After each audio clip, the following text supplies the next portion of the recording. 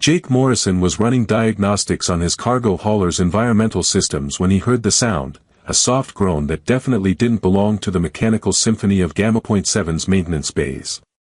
The Frontier Supply Station wasn't known for its luxury accommodations, but it also wasn't the kind of place where people typically collapsed from exhaustion in the service corridors. He found her near the outer airlocks, slumped against a cargo container with the kind of calculated positioning that suggested she'd chosen the spot deliberately to avoid main traffic patterns. At first glance, she appeared to be another independent trader who'd hit a streak of bad luck, travel-worn clothing, a small pack of personal effects, and the general appearance of someone who'd been making do with minimal resources for longer than was comfortable. At second glance, Jake noticed details that didn't quite fit the standard profile of Frontier down and out. Her clothing was simple, but the fabric was high-quality synthetic that held its shape despite obvious rough treatment. Her boots were designed for comfort during long walks rather than just functional protection. Most notably, her ears curved to elegant points that marked her as Etherian, a species known for their advanced technology and tendency toward secretive behavior that made them uncommon visitors to rough frontier stations. "Hey," Jake said gently, crouching to her level without getting close enough to seem threatening. "You okay? Need some help?" She looked up at him with pale green eyes that held the kind of sharp intelligence that suggested her current circumstances might be temporary rather than typical. "Water," she managed, her voice carrying the musical quality characteristic of her species but roughened by dehydration. Jake handed her his personal water bottle without hesitation, watching as she drank with the careful control of someone who understood the value of not consuming resources too quickly. Her obvious gratitude was mixed with surprise, as if kindness from strangers wasn't something she encountered regularly. "I'm Jake," he said once she'd finished drinking. "Jake Morrison. I run cargo between here and the inner colonies. What's your situation?" "Lyra," she replied, offering what he assumed was her name while carefully avoiding details about her circumstances.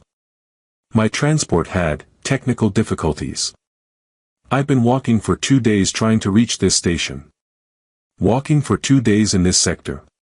Jake studied her appearance again, noting that while she was clearly exhausted and dehydrated, she didn't show the kind of severe exposure damage that would result from 2 days in the harsh environment between settlements. "You're either tougher than you look or luckier than most people have a right to be." "Perhaps both," Lyra replied with a slight smile that suggested she found his assessment amusing. "Are you the kind of person who asks a lot of questions about other people's business, or the kind who helps without needing detailed explanations?" Jake considered this, recognizing that he was being evaluated in some way that went beyond simple assessment of his helpfulness. "I'm the kind who figures that if someone needs help and I can provide it, the specific details of how they got into trouble are less important than getting them back on their feet." "That's refreshing," Lyra said, and Jake caught a note of genuine surprise in her voice that suggested his response was unusual in her experience. He helped her to her feet, noting that despite her current condition, she moved with fluid grace that spoke to excellent physical conditioning and possibly some form of combat or athletic training. When she swayed slightly upon standing, he offered his arm for support without making it seem like he doubted her capability. "Come on," Jake said, guiding her toward his ship's dock. "I've got a clean bunk, proper food, and a medical scanner that can tell us if you need treatment for anything beyond dehydration and exhaustion. You're inviting a stranger onto your ship based on nothing more than finding me collapsed in a maintenance bay," Lyra observed as they walked. "That seems unwise from a security standpoint." Jake glanced at her, taking in the way she carried herself now that she had adequate hydration and support. "You don't strike me as the kind of person who survives 2 days in hostile territory and then decides to rob the first person who offers help. Besides, I've been working frontier routes for 8 years. I've gotten pretty good at reading people's intentions." "And what do you read about my intentions?" "That you're probably more capable than your current circumstances suggest, definitely more educated than the average independent trader, and possibly running from something that you don't want to discuss with people you've just met." Jake paused at his ship's boarding ramp. "But also that you're genuinely grateful for assistance and not planning to cause me problems in exchange for hospitality." Lyra was quiet for a moment, studying his face with the kind of careful attention that suggested she was comparing his assessment to some internal standard. "You're perceptive," she said finally. "And trusting. Frontier life teaches you to be both," Jake replied, activating the ramp controls. "Welcome aboard the steady course. She's not much to look at, but she's reliable and the life support systems work better than they have any right to given her age."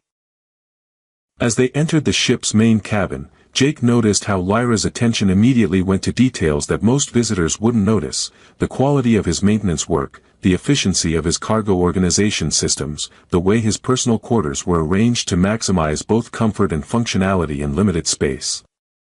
"You maintain this ship yourself," she observed, running her fingers along a welded repair joint that demonstrated competent if not professionally elegant workmanship.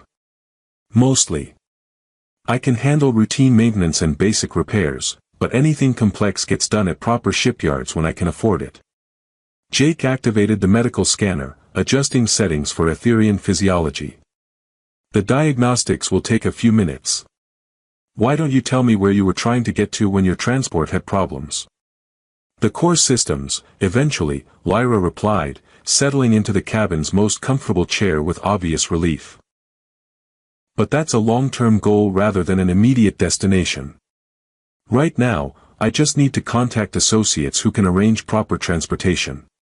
"Associates," Jake repeated, noting the careful way she'd chosen the term. "Business partners?" "Something like that." Lyra's smile suggested he was probing areas she preferred to keep private. "What about you? What keeps a cargo hauler working routes this far from civilized space?" Jake began preparing a meal from his ship's limited but adequate food supplies, pleased to have a topic that didn't require navigating around obviously sensitive areas of his guest's background. "The outer colonies need reliable supply service, and the big shipping corporations consider them unprofitable. I can make a decent living running routes that larger operations ignore, plus I get to help communities that might otherwise go without essential goods." "That's altruistic of you." "That's practical business sense," Jake corrected. "Customer loyalty is worth more than individual profit margins, and communities that can depend on regular supply service tend to prosper in ways that create more business opportunities." As they shared the meal Jake had prepared, Lyra asked questions about his work that demonstrated surprising knowledge of interstellar commerce, colonial economics, and the political factors that influence trade patterns throughout their region of space. Her obvious education and sophistication stood in interesting contrast to her current circumstances, but Jake had encountered enough people with unusual backgrounds to know that personal histories in frontier space were often complicated. "Jake," Lyra said as they finished eating, "what made you decide to help someone you found collapsed in a maintenance bay? Most people would have alerted station security and continued with their own business." Jake considered the question while cleaning their meal containers, recognizing that his answer mattered to her for reasons that probably went beyond casual curiosity. "Because 8 years ago, when I was just starting this operation, I ran into equipment problems that stranded me at a station not unlike this one. I was broke, exhausted, and probably looked about as rough as you did when I found you." He paused, remembering the experience with clarity that hadn't dimmed over time. "A woman named Captain Sarah Chen gave me food, a place to sleep, and mechanical assistance that got my ship running again. She didn't know me, had no reason to trust me, and certainly had no expectation that helping me would benefit her in any way. And that experience influenced how you treat other people in similar situations. It reminded me that everyone's circumstances can change without warning, and that the help you give to others when they need it is the same help you hope to receive when your own luck runs out." Jake met her eyes directly. "Besides, treating people with basic decency shouldn't require complicated justification. It's just the right thing to do." Lyra's expression shifted in ways that Jake couldn't quite interpret, though he thought he detected approval mixed with something that might have been relief. "You mentioned that your transport had technical difficulties," Jake said, changing the subject to something more immediately practical. "Do you need help contacting those associates you mentioned, or arranging alternative transportation?" "Tomorrow," Lyra replied. "Tonight, I'd like to rest somewhere safe and comfortable, and maybe continue learning about the man who helped strangers without asking awkward questions about their backgrounds. Jake smiled, settling into his pilot's chair while Lyra made herself comfortable in the ship's small but adequate guest space. Fair enough. Though I should warn you that my life story is probably less interesting than whatever brought you to this station under mysterious circumstances. I doubt that, Lyra said, her pale green eyes holding depths that suggested she found his perspective more valuable than he realized. Sometimes the most interesting people are the ones who don't think they're particularly remarkable. As Jake dimmed the cabin lighting and activated the ship's night cycle, he reflected on how finding Lyra had turned a routine maintenance stop into something that felt like the beginning of an unexpected friendship. He had no idea that his simple act of kindness had just altered the trajectory of his life in ways that would prove far more significant than helping one stranded traveler could possibly justify. 3 days into Lyra's recovery aboard the Steady Course, Jake found himself genuinely enjoying conversations that ranged from interstellar politics to theoretical physics to the cultural anthropology of frontier settlements. His guest's knowledge was remarkably broad and sophisticated, though she had a talent for deflecting personal questions with graceful topic changes that he'd learned to recognize and respect. The colonial development patterns in this sector are fascinating, Lyra said over breakfast, studying Jake's navigation charts with obvious interest. Most expansion models assume that economic efficiency drives settlement patterns, but these communities seem to prioritize mutual support networks over resource optimization. That's because the economic models are designed by people who've never tried to survive on a frontier world where the next supply delivery might be delayed by 3 months due to solar storms or pirate activity, Jake replied, refilling their coffee cups with the good stuff he reserved for special occasions. When you're that far from help, having neighbors you can depend on matters more than maximizing individual profit margins. And that's why your cargo operation focuses on reliability rather than efficiency. Jake nodded, pleased that she understood the distinction. A shipping company that delivers 90% of its cargo on schedule but leaves 10% stranded is useless to colonies that need every delivery to survive. Better to guarantee that everything arrives eventually, even if it takes longer and costs more. Lyra made notes on a small tablet she'd produced from her pack, her writing swift and precise in symbols that looked like Ethereum script but were too complex for Jake to decipher. Your approach creates trust networks that have value beyond immediate economic transactions. Exactly. Captain Chen, the woman I mentioned who helped me when I was starting out, she taught me that reputation is the only currency that matters in frontier trade. You can lose a cargo, have your ship break down, even run out of credits, but if people trust you to do right by them, someone will always give you another chance. And Captain Chen? Do you still maintain contact with her? Jake's expression grew sad. She died 4 years ago. Equipment failure in the Nexus asteroid field. But her approach to business lives on in how I run my operation and how the people she helped run theirs. He paused, studying Lyra's attentive expression. It's funny. Her influence probably affected more lives indirectly than most people ever achieve through direct action. Ripple effects, Lyra murmured, her pale green eyes distant with thought. Individual actions that create patterns of behavior that spread through communities and across generations. You sound like you've given that concept serious study.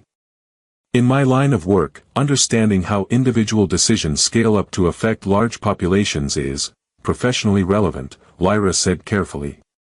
Jake was learning to recognize when she was editing information to maintain her cover story, but her obvious intelligence and thoughtful approach to complex problems made their conversations stimulating regardless of what details she was leaving out. What exactly is your line of work? He asked, testing whether she'd provide more specifics now that they'd established comfortable rapport. Consulting, she replied with the kind of diplomatic non-answer that confirmed she was keeping significant information private. I advise organizations about resource allocation, personnel management, and strategic planning. High-level stuff. Sometimes. The principles are similar whether you're managing a small business or a large organization, but the scale affects which mistakes you can afford to make. Jake's communicator chimed with an incoming message, a routine supply request from Kepler Colony that represented exactly the kind of reliable, modest profit run that kept his operation financially stable. As he reviewed the cargo requirements, he noticed Lyra watching his process with the focused attention she brought to everything involving his business operations. Kepler Colony, she observed, reading the destination information over his shoulder. Agricultural settlement, population about 8,000, established 12 years ago. They're requesting medical supplies and manufacturing components. You're familiar with the colony? I make it my business to know about developing settlements in regions where I might be working, Lyra replied smoothly. Kepler Colony has been remarkably successful considering their remote location and limited initial resources. Jake began calculating cargo loads and delivery schedules, impressed despite himself by her casual knowledge of a settlement that most people outside the local area had never heard of. They've done well because they focused on sustainable development instead of rapid resource extraction. Smart leadership, careful planning, and mutual support agreements with neighboring settlements. And regular, reliable supply service from people they trust, Lyra added. Your reputation contributes to their stability. I'm one small part of a larger network, Jake said modestly. But yes, knowing they can depend on essential supplies arriving on schedule allows them to plan long-term development instead of just surviving crisis to crisis. Lyra was quiet for a moment, then asked, Jake, what would you do if you had unlimited resources? If money was no object and you could expand your operation without financial constraints? The question caught him off guard, though he recognized it as the kind of hypothetical that revealed priorities and values. Honestly, I'd probably expand the route network to serve more remote colonies, upgrade to ships with better cargo capacity and reliability, and maybe establish supply depots in key locations so communities could maintain larger reserves of essential goods. Not retire to luxury on some paradise world. Jake laughed. What would I do on a paradise world? Lie on beaches and drink expensive alcohol while other people do all the interesting work. That sounds like a recipe for boredom and depression. So the work itself matters to you more than the financial rewards it produces? The work gives my life meaning, Jake said, surprising himself with the directness of his answer. Helping communities survive and prosper, being part of the network that connects isolated settlements to the larger galaxy, knowing that what I do makes a difference in people's lives, that's worth more than accumulating wealth for its own sake. Lyra's expression shifted to something Jake couldn't quite interpret, though he thought he detected approval mixed with what might have been recognition.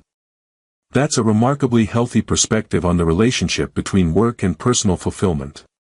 What about you? Jake asked. What would you do with unlimited resources? Use them to solve problems that affect large numbers of people, she replied without hesitation. Resource distribution, conflict prevention, creating systems that allow communities to thrive rather than merely survive. Sounds like we have similar priorities, just at different scales. More similar than you know, Lyra murmured, though Jake got the impression she was speaking more to herself than to him. That evening, as they shared another meal prepared from Jake's modest but adequate supplies, Lyra asked questions about his background that showed genuine interest in his personal history rather than just professional assessment of his capabilities. Have you always worked alone? She asked.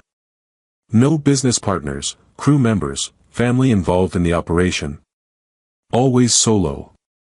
Partnership requires finding someone whose priorities and methods align perfectly with yours, and in my experience, that level of compatibility is rare enough that it's easier to manage everything yourself rather than risk conflicts that could destroy both the business and the relationship.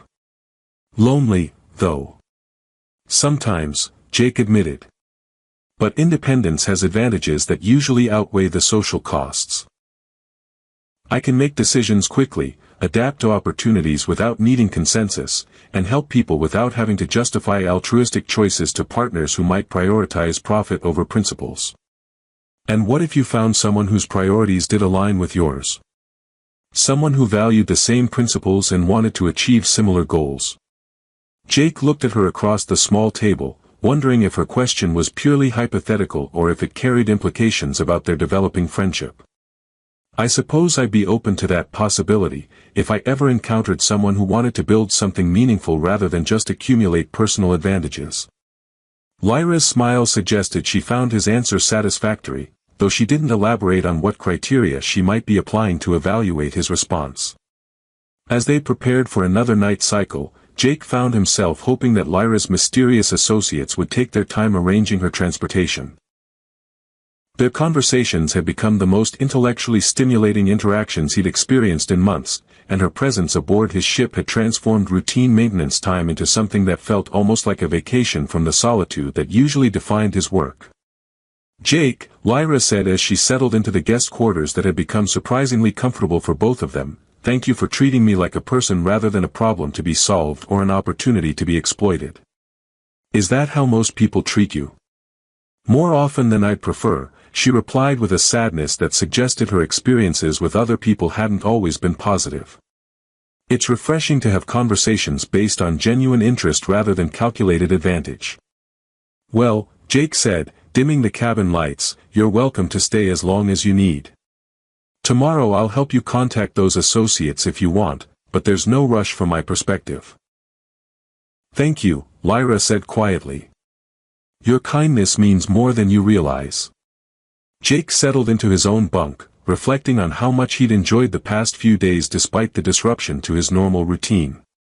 Whatever Lyra's real story was, her intelligence, humor, and obvious appreciation for his straightforward approach to life had made their time together feel like a friendship worth preserving even after her immediate crisis was resolved.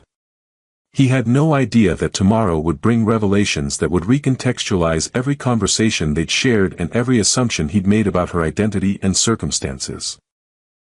A week after finding Lyra collapsed at Gamma Point 7, Jake was preparing to depart for the Kepler colony supply run when she made an unexpected request that would extend their time together indefinitely.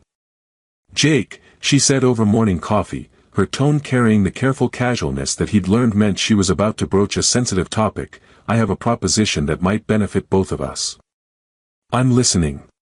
"My associates are having difficulty arranging transportation that meets my security requirements.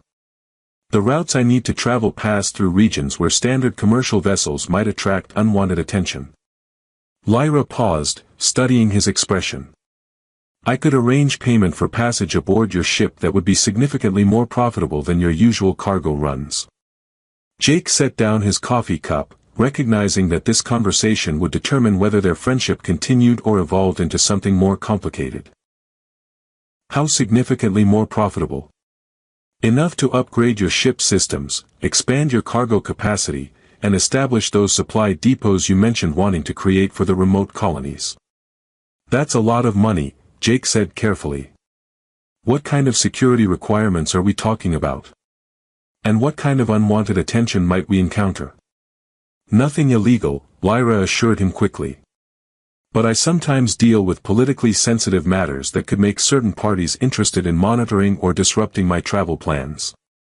Your ship's modest profile and reputation for reliability would provide exactly the kind of low-visibility transportation that larger, more obvious vessels cannot." Jake studied her expression, noting the way she'd phrased everything to provide information without revealing specifics that she clearly considered classified. "You're asking me to transport someone important enough that other people might want to prevent them from reaching their destination." "In simplified terms, yes. And in exchange, you'll pay me enough money to transform my entire operation from small-scale independent hauling into something approaching a legitimate shipping company. The transformation would be gradual and appear to result from normal business growth rather than sudden financial windfall," Lyra replied.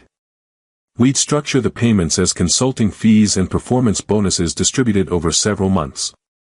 Jake recognized the sophistication of her planning. Whoever Lyra really was, she had access to resources and expertise that went far beyond typical commercial consulting. But her obvious concern for his welfare and her careful attention to making sure he wouldn't be placed at unnecessary risk suggested that her motivations were genuinely friendly rather than purely transactional. "What destinations are we talking about?" he asked. "Core systems, primarily. Some outer territory inspections, a few diplomatic meetings in neutral space." Lyra pulled up star charts on her tablet, highlighting routes that would take them through regions Jake had never visited but had always wanted to explore. The itinerary is flexible enough to accommodate your existing commitments to colonies that depend on regular supply service. You've researched my route patterns and customer obligations. I make it my business to understand the people I work with, she replied with a smile that suggested she'd found his operational methods impressive rather than merely adequate. Your reputation for reliability is exactly what makes you valuable for this kind of work. Jake spent the morning reviewing the proposed routes and payment schedule, increasingly amazed by the financial opportunities Lyra was offering. The money would indeed allow him to achieve goals that he'd assumed would take decades of careful saving and gradual expansion. Lyra, he said finally, this is incredibly generous, but I need to understand what I'd be getting myself into. Are we talking about standard transportation with enhanced discretion, or something that might involve actual danger? Minimal danger, she replied. The main risks are political rather than physical, people trying to delay or monitor my movements rather than cause direct harm. Your ship's defensive systems are adequate for the kinds of challenges we might encounter. And afterward? Once you've completed whatever business requires this level of security, do we return to our separate lives, or is this the beginning of an ongoing arrangement? Lyra was quiet for a moment, her pale green eyes holding depths that suggested the question mattered to her for reasons beyond professional considerations. That would depend on whether you found the work satisfying and whether our partnership proved mutually beneficial. Partnership? Jake, over the past week I've learned more about your character, capabilities, and priorities than most people reveal in months of professional association. You're intelligent, principled, and skilled at managing complex logistics under challenging conditions. She paused, meeting his eyes directly. I could use someone like you as a permanent associate, if you were interested in opportunities beyond independent cargo hauling. What kind of opportunities? Resource coordination for development projects, consultation on supply chain management for large-scale operations, maybe even policy advisory work related to frontier commerce and colonial economics. Lyra's smile suggested she was offering possibilities that aligned perfectly with his interests and expertise. Work that would make a difference on scales larger than individual settlements, but based on the same principles that guide your current operation. Jake felt pieces of a puzzle clicking into place as he realized that Lyra's mysterious background might involve exactly the kind of meaningful work he'd always wished he could contribute to. You're talking about using my experience with frontier communities to influence larger policy decisions. Among other things. The perspective you've developed from years of direct service to remote colonies is exactly what's needed for making policy decisions that actually serve the people they're supposed to help. And this mysterious consulting work of yours, it's related to policy development? In some ways, Lyra replied with the diplomatic evasiveness that confirmed she was still keeping significant information private. Let's just say that your approach to business would be valuable for organizations that need to balance efficiency with social responsibility. Jake studied the route chart she provided, noting that their proposed destinations included several systems he'd heard about but never visited, places where important decisions were made about resource allocation and colonial development policy. The opportunity to see how those decisions were actually implemented, and possibly influence them based on his ground-level experience, appealed to him more than the financial benefits. When do we leave? He asked. You're accepting the arrangement? I'm accepting a trial period, Jake corrected. Let's see how we work together as professional partners before making long-term commitments. But yes, I'm interested in finding out where this leads. Lyra's expression brightened with obvious pleasure and what looked like relief. There is one condition I should mention. Which is? During the time we're traveling together, you'll occasionally encounter people who treat me with deference that might seem excessive for a consultant.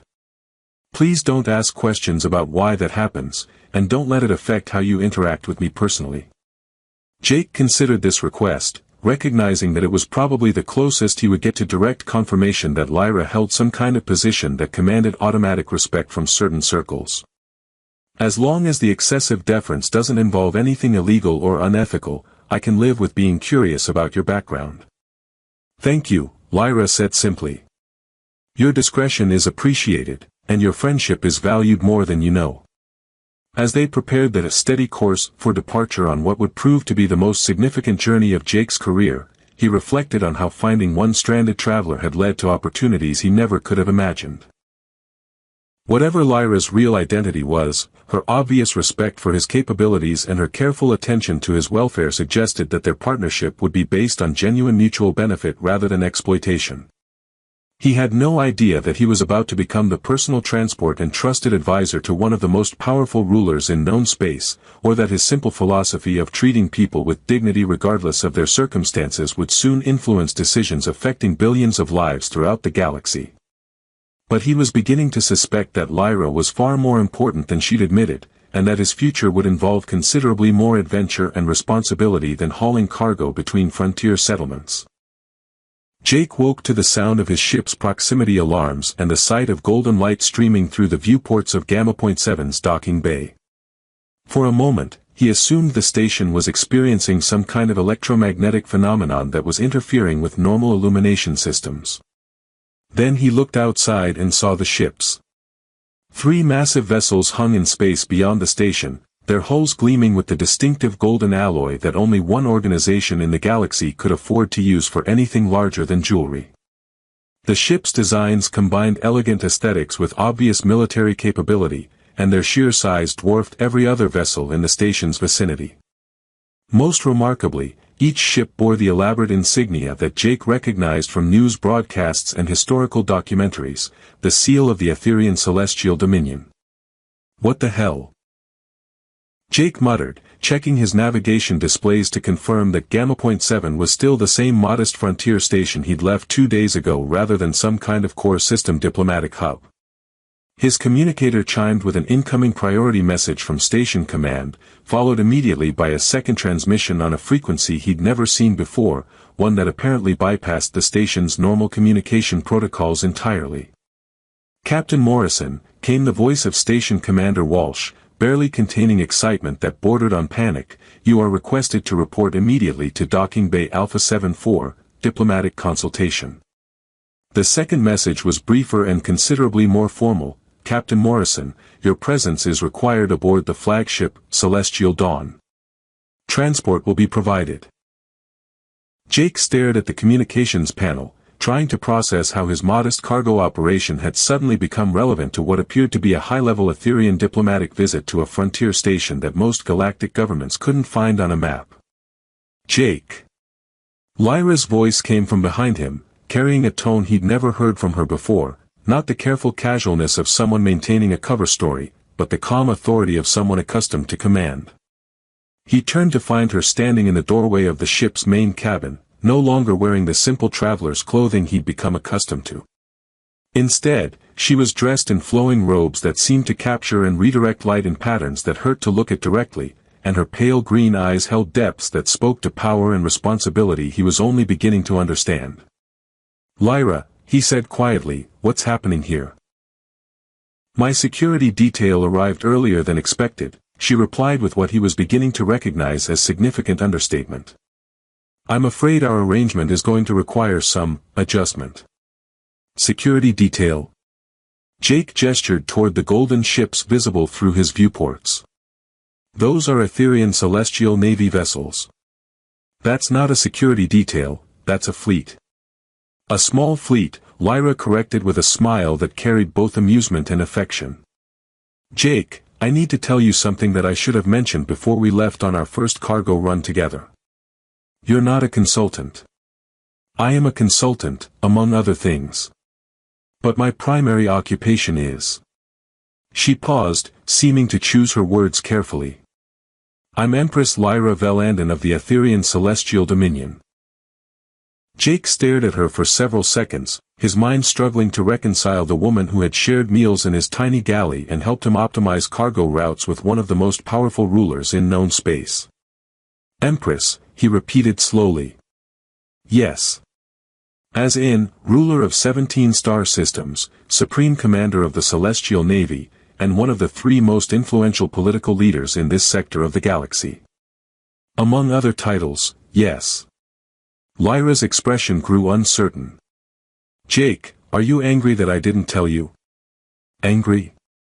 Jake sat down heavily in his pilot's chair, processing the implications of having spent the past month treating galactic royalty like a stranded traveler who needed help with basic necessities. I'm terrified that I've been completely inappropriate in every interaction we've had. You've been perfect, Lyra said immediately, moving closer with obvious concern. Jake, that's exactly why I didn't reveal my identity initially. I wanted to know what you were like when you weren't trying to impress someone or gain advantage from association with my position. And what did you discover? That you're exactly the kind of person I hoped you would be. Intelligent, principled, genuinely caring about the welfare of others, and completely uninterested in using personal relationships for political or economic gain. Jake looked at her, seeing for the first time the weight of responsibility that her position carried and understanding why she had valued their simple, honest conversations. So when you said you needed discreet transportation for politically sensitive matters, I meant that I was conducting personal inspections of outer territory conditions to assess whether current policies were actually serving the people they were designed to help, Lyra replied. The equipment failure that stranded me at Gamma Point 7 was real, but it happened because I was traveling without my usual security protocols specifically to avoid the kind of formal reception that makes honest assessment impossible. And you found me collapsed in a maintenance bay instead of completing your covert inspection tour. I found someone who treated me like a person rather than a political asset, and who showed me more genuine kindness in one day than I typically experience in months of formal diplomatic interactions. Lyra's expression grew serious. Jake, the work I offered you, policy consultation, resource coordination, advisory positions, that wasn't hypothetical. I meant every word. You want a frontier cargo hauler advising galactic policy?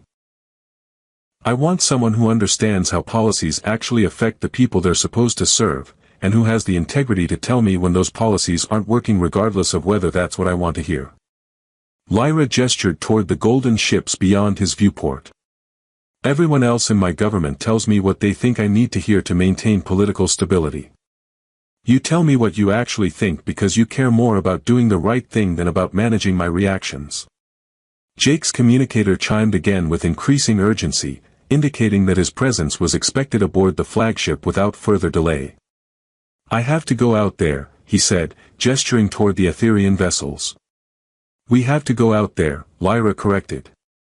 Jake, if you're willing to continue our partnership knowing who I really am, then you're about to see how the other side of galactic governance operates. Fair warning. It's considerably more formal and complicated than freight coordination. And if I decide this is all too overwhelming and I want to return to simple cargo runs between frontier settlements. Lyra's expression showed genuine concern. Then I'll ensure you have everything you need to continue that work successfully, with my gratitude for the friendship you've already provided. But I hope you'll consider staying. The galaxy needs more people who understand that good policy starts with caring about individual welfare rather than abstract political theory. Jake stood, checking his appearance and realizing that his standard work clothes were probably inadequate for meeting with Etherian nobility. Lyra, Your Majesty, I don't know the protocols for this kind of situation. Lyra, she corrected firmly. And the protocol is that you continue being yourself, because that's exactly why I want you as an advisor rather than another courtier who tells me what they think I want to hear. As they prepared to transfer to the flagship, Jake reflected on how his simple decision to help someone in need had led to opportunities he could never have imagined. Whatever happened next, he knew that his life had been permanently changed by meeting someone who valued his perspective enough to base important decisions on his insights. An hour later, standing in the opulent command chamber of the Celestial Dawn, while Etherian officials treated him with the kind of respectful attention usually reserved for dignitaries, Jake watched Lyra transition effortlessly from his travel companion to imperial ruler conducting policy briefings that would affect millions of lives. The Frontier Development Initiative will incorporate Captain Morrison's recommendations for supply chain reliability, she announced to her assembled advisors. His direct experience with colonial logistics provides exactly the perspective we need for policies that actually serve our outer territory citizens. Jake found himself appointed as Special Advisor for Colonial Affairs, with resources and authority that would allow him to implement the kind of systematic improvements to frontier life that he'd always dreamed of achieving. But more importantly, he found himself valued as a friend by someone whose position required her to be surrounded by people who saw her as an opportunity rather than a person. Any regrets? Lyra asked that evening as they stood in the flagship's observation deck, watching the Golden Fleet prepare for departure to the core systems where real policy decisions would be made. About helping someone I found collapsed in a maintenance bay? Jake smiled, still adjusting to the reality that his passenger had been one of the most powerful rulers in known space. None whatsoever. Though I have to ask, did you really not know that I had no idea who you were? I suspected after the first day, Lyra admitted with the smirk that had become familiar during their travels together. But you were treating me so naturally, and our conversations were so refreshing, that I didn't want to break the spell by revealing information that would change how you saw me. And now? Now I hope you'll continue seeing me as someone who values your friendship and respects your judgment, even when that person happens to rule 17 star systems and command resources that could transform entire civilizations. Jake looked at the woman who had gone from stranded traveler to travel companion to galactic empress while somehow remaining essentially herself throughout each transition. I think I can manage that, he said. Though I reserve the right to be occasionally intimidated by the ships, the palaces, and the fact that my recommendations about cargo route optimization are now influencing policy decisions that affect billions of people. Fair enough, Lyra replied. As long as you remember that underneath all the ceremonial trappings, I'm still someone who appreciated being treated with basic human decency when I needed help, and who values that kindness more than any formal demonstration of respect or loyalty. As the fleet jumped to hyperspace, carrying Jake toward a future he could never have imagined when he'd begun his morning with routine ship maintenance, he realized that sometimes the most significant changes in life began with the simplest decisions about how to treat other people, regardless of who they might turn out to be.